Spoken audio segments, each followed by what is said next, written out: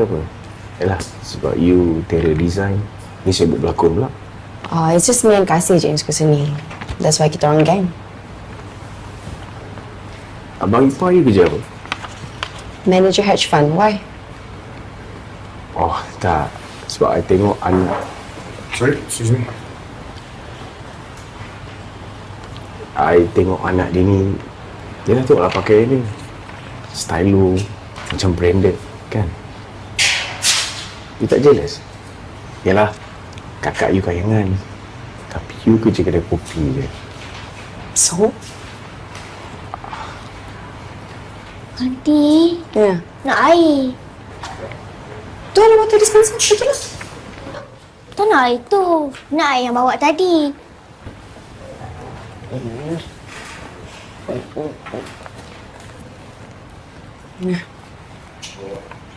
Thank you. Kasih. Tu dia dah panggil. Kasih. Nice to see you again. Apa khabar? Sihat. Kasih sihat. Sihat, Alhamdulillah. Jom, saya buat kasih dulu. Okay, nah. You're back. Good luck. Thank you. Bye-bye. Tan Sri?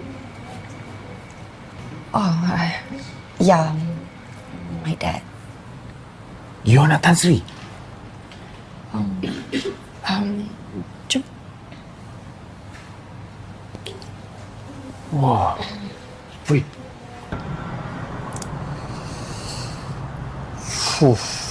Anak orang kaya punya. Biasa je lah. Alah. Poyo lah nak hamba semua. Rumah you besar. Bapak you pergi kereta apa? Kita mahal ke? Ferrari? Okay, fine. Yes, memang my dad kerja bisnes. And I rasa keluarga kita orang pun quite comfortable.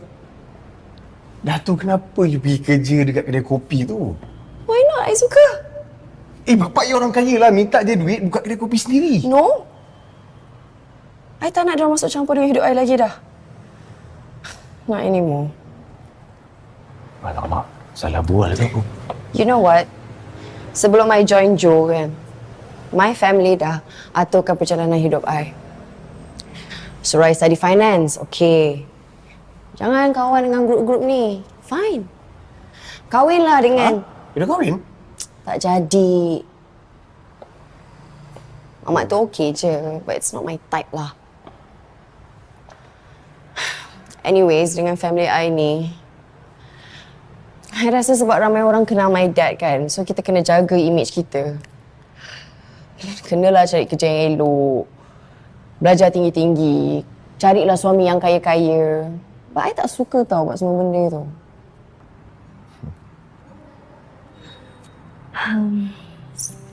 You know what, sebenarnya I tak pernah tahu cerita dekat sesiapa pasal benda ni. Ya ke? Oh, thanks lah you nak juga cerita pasal ni dekat I. Tapi sebenarnya bagus tau. I rasa kita kena jujur untuk kita pergi lagi jauh. Kita?